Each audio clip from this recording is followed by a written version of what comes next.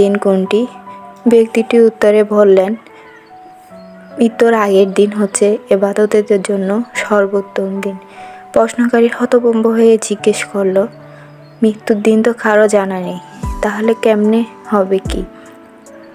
উত্তরে বৃদ্ধ ব্যক্তিটি বলল, মৃত্যুর দিন যেহেতু জানা নেই, তাহলে প্রতিটি দিনকেই জীবনের শেষ দিন মনে করে ইবাদত করতে থাকো। আসসালামু আলাইকুম, আমি কোহিনুর আক্তার মনি চট্টগ্রাম থেকে বলছি। বাংলাদেশি ব্লগার মনি চ্যানেলে আপনাদের সবাইকে আরও একবার স্বাগতম।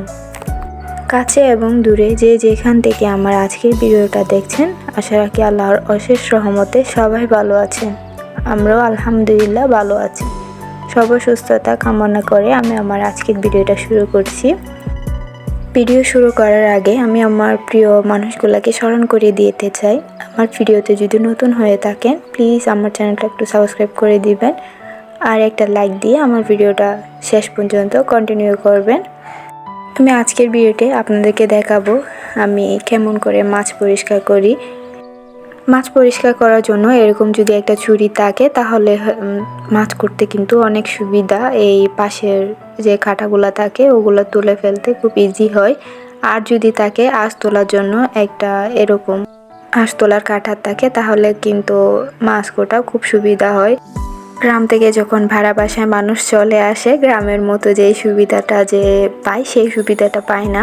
শহরে আসার পর হয় কি বাজার সদাই এগুলা করতে ইজি হয়, বাচ্চাদের সামলাতে খুব ইজি হয়। গ্রামে কিন্তু ওরকম হয় না। গ্রামে কিন্তু কিছু জিনিস খুব সহজ। মাছ কাটার জন্য পুকুরের ঘাটে গিয়ে বসে পড়তো বা অন্য কোনো মাছ ধরার জন্য পরিষ্কার করার জন্য জায়গা করে রাখতো। ভাড়া বাসায় তো আর এটা সম্ভব না, মানুষ তাই এই স্বাধীনতাটা হারিয়ে ফেলে। তাই এরকম টুকটাক জিনিস যদি বাসায় থাকে তাহলে কিন্তু মাছ কাটাটা খুব সুবিধাজনক হয়ে যায়। বাসার মধ্যেও খুব সহজে মাছ কাটা যায়। গ্রামে তো ওই যে চুলার মধ্যে আগুন জ্বালানোর পর যে ছাইগুলা থাকে ওগুলা দিয়েও মাছ পরিষ্কার করা যায়, ভালোভাবে ধরা যায়, কিন্তু ভাড়া বাসায় ওটা আর খুঁজে পাওয়া যায় না। তাই এরকম যদি একটা কেচি থাকে তাহলে কিন্তু খুব সুবিধা মাছ কাটার জন্য। পুকুরের ঘাটে যে কাজটা মানুষ করে সেটা দেখেন ভাড়া বাসায় কত সহজে আমি করে নিচ্ছি। এভাবে বসে আমরা যেই তালের জারিগুলা দিয়ে ডেকচি পাতিল ঢলে থাকি ওগুলা দিয়েই একটা এক্সট্রা রেখে দিবেন যাতে ওটা দিয়ে মাছ পরিষ্কার করা যায়। মাছ পরিষ্কার করার সময় এগুলা দিয়ে যদি ভালোভাবে একটু ঘষাঘষি করে নেন দেখবেন খুব সুন্দরভাবে পরিষ্কার হয়ে গিয়েছে। ভাড়া বাসার মতো করে নিজেকে মানিয়ে গুছিয়ে নিতে হবে, না হলে কিন্তু কোনোটাই আর করা সম্ভব হবে না, গ্রামেও চলে যেতে হবে। মাছ কাটার জন্য ভালোভাবে পরিষ্কার করার জন্য নিজেকে একটু টেকনিক খুঁজে ভালোভাবে নিজের যেটা সুবিধা অনুযায়ী করা সেটা করে নেবেন। আমি আমার সুবিধা মতো আপনাদেরকে 3টে টিপস দেখাই দিচ্ছি। এই যে একটা হচ্ছে মাছ কাটার জন্য ছুরি, আরেকটা আঁশ তোলার জন্য, আরেকটা হচ্ছে এরকম তালের জারি। কম বেশি সবার ঘরে কিন্তু এই তালের জারিগুলো থেকে থাকে। এগুলো দিয়ে খুব সহজে মাছ পরিষ্কার করা যায়, টলা যায়, পরিষ্কার করা যায় বলতে পারি। অনেকে আছে উপরের এই কালো দাগগুলো অত ভালো পরিষ্কার করে না, কিন্তু আমার মনে হয় এগুলো যত বেশি চকচক সুন্দর করবে তত বেশি কিন্তু মাছ দেখতেও ভালো লাগে আর খেতেও ভালো লাগে।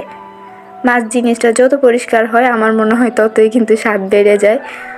আগে মাছ খাবো তো দূরের কথা, মাছ কুটবো তো দূরের কথা, খাইতে পারতাম না ভালোভাবে। কাটা পরিষ্কার করে আব্বু আম্মু অনেক সময় পরিষ্কার করে দিত, কিন্তু না পারি না জানি বলতে বলতে তার সময় পার করা যাবে না।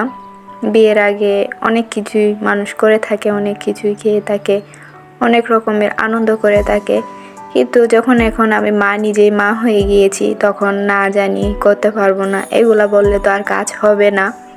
দেখুন আমার মাছগুলা কতটা পরিষ্কার হয়ে গিয়েছে। তাহলে জারুগুলো দিয়ে সত্যি খুব ভালো পরিষ্কার হয়, করে দেখতে পারেন একবার। আগে থেকে লেজটা কেটে ফেলবেন না, কেটে ফেললে হবে কি কাটার সময় আপনার একটু থতমতো কাজ করবে।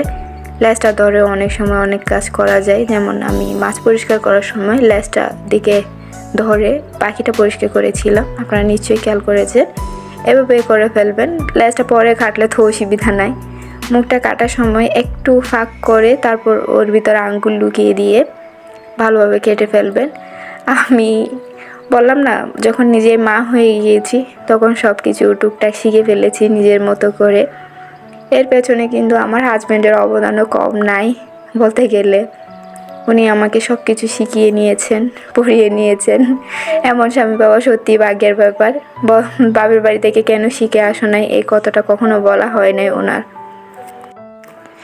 কতগুলা পুরুষ আছে কি তুমি কেন পারবে না, কেন করতে পারবে না, এটাগুলা বলে বউদেরকে, স্ত্রীদেরকে সবসময় জখম করে, সবসময় আঘাত দিয়ে কথা বলে। এরকম স্বামীগুলা সত্যি অনেক কষ্টদায়ক প্রত্যেকটা নারীর জীবনে। নারী এমন একটা জিনিস, অল্পতেই কষ্ট পায়, আবার অল্পতেই খুশি হয়ে যায়। তাই নারীকে খুশি করার সময় সব সময় একটু মুখে হাসি দিয়ে কথা বললেই যথেষ্ট। যদি আপনি জেনে থাকেন তাহলে আপনি শিখিয়ে দিন, আপনি পড়িয়ে দিন। প্রত্যেকটা মেয়ে বাবার বাড়িতে রাজকন্যা হিসাবে থাকে। অনেক শাশুড়ি আছে বউদেরকে দেখিয়ে দেয়, অনেক কিছু বলে থাকে। করে নেন না, আপনি নিজের মতো করে তৈরি করে নেন, অসুবিধা তো নাই। কেউ তো আর জন্মের পর থেকে তার বাবার বাড়ি থেকে শিখে আসতে পারে না। বাবার আদরের রাজকন্যাটা বাবার বাড়িতে কোনো দিন কাজ করে নাই। যখন সে নিজে মা হবে তখন আস্তে ধীরে সে নিজেই করে নেবে। আপনি তাকে সময়টা দিন। সময়টা না দিয়ে যদি বলতে থাকেন কেন পারবে না, বিয়ে তো করে নিয়েছো, তাহলে কাজ কেন পারো না, সে কত কথা। ভাই, মানুষ আবেগে পড়ে কত কি করে ফেলে। দেখুন না আপনার মতো করে আপনি গুছিয়ে নিতে পারেন কি না। যদি না পারেন তার উপরেই ছেড়ে দেন। দেখবেন সে আজ পারছে না, কাল পারছে না, পরশুদিন ঠিক পেরে যাবে। মানুষ পারে না এমন কোনো কাজেই কিন্তু পৃথিবীতে নাই। মাছের মধ্যে এই যে কর্নারে একটা ছিদ্র আছে, এটা দিয়ে মাছ মল ত্যাগ করে। ওটা চাইলে আপনারা কেটে নিতে পারেন, আমি কেটে নিই সবসময়। এটা কেটে নিলে মাছ খেতে ভালো লাগে আমার। ওটা যে আর মাছ থাকে ওটা আমার মনে পড়ে না। আর এটা যদি না থাকে, এভাবে মাছের মাথাটা আগে কেটে নেবেন, তাহলে কিন্তু মাছ কাটার সময় আপনার অসুবিধা হবে না। তারপর পেটটা আপনার যতটুকু ফাইট কাটার ইচ্ছে ততটুকু কাটবেন, না কাটতে ইচ্ছে করলে কাটবেন না, পরিষ্কার করে ফেলবেন। আমি পেটটা কেটে নিয়েছি। মাছটা একটু সাইজে বড় ছিল। অত বড় মাছ মশলার ভালো করে ঢুকে না, না হলে মাছটা পেটে যায়। ওই জন্য আমি পেটটা কেটে নিয়েছি। পেটটা কেটে পেটের দিক থেকেই কেটে আসবেন, তাহলে পিসগুলো সুন্দর হবে। যে উপরের দিক থেকে কাটলে হবে কি, কাটার সময় তেরা বেঁকা হয়ে যাবে, না হলে মাছগুলো নরম হয়ে যাবে। পেটের দিক থেকে কাটিয়ে আসলে তাহলে কিন্তু মাছগুলো ঠিকঠাক থাকে। এবার একটু আমি হলুদ লবণ দিয়ে ভালোভাবে পরিষ্কার করে নিব। ভালোভাবে পরিষ্কার করে তারপর আরও 2 বার পানি দিয়ে ধুয়ে নিব। আমি অফ ক্যামেরায় মাছগুলোকে কিন্তু ভালোভাবে পরিষ্কার করে নিয়েছিলাম। এখন হলুদ মরিচ দিচ্ছিলাম। অফ ক্যামেরায় কেন করেছি জানেন? আমার যে জায়গাতে আমি পরিষ্কার করেছি বেসিনটাতে অত স্পেস নাই, আরও মাছ পরিষ্কার করতেছি, যদি মোবাইলের উপর পানি পড়ে যায়। ওই জন্যই আমি আপনাদেরকে আর দেখাইলাম না। আপনাদের যেভাবে মাছ পরিষ্কার করেন ওভাবে করে নেবেন।